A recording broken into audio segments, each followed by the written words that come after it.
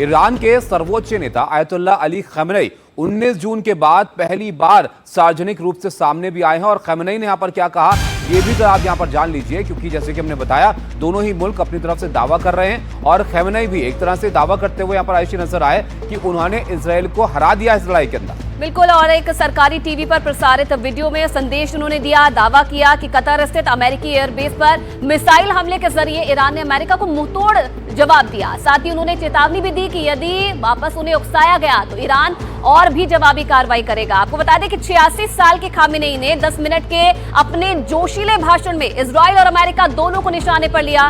उन्होंने अमेरिका द्वारा ईरानी परमाणु ठिकानों पर हालिया हमलों को कमत्तर बताया और कहा कि वो कुछ हासिल नहीं कर सके। उन्होंने ट्रंप के उस बयान को भी खारिज कर दिया जिसमें यह कहा गया था कि अमेरिकी हमले ने ईरान के परमाणु क्षमता को पूरी तरह से तबाह कर दिया। तो ये तो इजराइल के साथ साथ अमेरिका को भी जवाब देने की बात यहाँ पर एक तरह से कह रहे हैं कि अमेरिका पर भी जो हमले उनके बेस पर किए गए थे ईरान की तरफ से, वो एक तगड़ा जवाब ईरान ने यहाँ पर दे दिया था। लेकिन ये बड़ी खास बात है कि भाई इतनी लड़ाई अगर आपने लड़ी 12 दिन तक तो किसको क्या यहाँ पर हासिल हुआ। लेकिन इसमें अपडेट भी अगर देखिए हम तो खamenei क्या यहाँ पर महत्वपूर्ण बातें कह रहे हैं। उन्होंने एक तरह से वार्निंग यहाँ पर दे दी है। 19 जून के बाद पहली बार वो सामने आए थे। इससे पहले जैसे कि बताया कि इस बात को लेकर भी चर्चा हो रही थी कि वो आखिर हैं कहां, सामने वो नहीं है, बयान उनके आ रहे हैं और उनकी तरफ से कई बातें सामने आ रही हैं। ईरानी सरकारी टीवी मीडिया को वीडियो संदेश है जिसमें महत्वपूर्ण बातें उन्होंने कही हैं। बिल्कुल, 10 मिनट का उनका जोशीला भाषण था। 10 मिनट तक उन्होंने बात की और ये कहा कि कतर बेस पर हमला अमेरिका के मुंह पर तमाचा था। जो कतर बेस पर ईरान ने हमला किया था,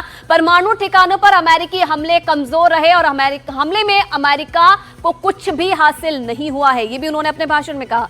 ये एक तरह से उसका जवाब है जो डोनाल्ड ट्रंप दावा कर रहे थे कि जो B-2 बॉम्बर से हमले अमेरिका ने किए थे 3 जगहों पर खास तौर पर, उससे भारी नुकसान हुआ ईरान को। तो ये उसका एक तरह से जवाब यहां पर वो दे रहे हैं कि उससे नुकसान कोई ज्यादा खास नहीं हुआ है और उकसाया अगर गया तो जवाबी कार्रवाई फिर से करेंगे। और एक चेतावनी भी यहां पर दे दी है कि सीजफायर भले यहां पर हो गया लेकिन अगर फिर से उकसाया गया तो जवाबी कार्रवाई ईरान यहां पर करेगा। तो तनाव लगातार बढ़ा हुआ है इस रीजन में। अगर हम कहें तो इस बयान के बाद तो ये साफ यहां पर संदेश मिल रहे हैं कि ईरान अब भी अपनी बात पर यहां पर काबिज से अड़ा हुआ है कि अगर फिर से उकसाएंगे तो फिर से यहां पर तनाव बढ़ जाएगा।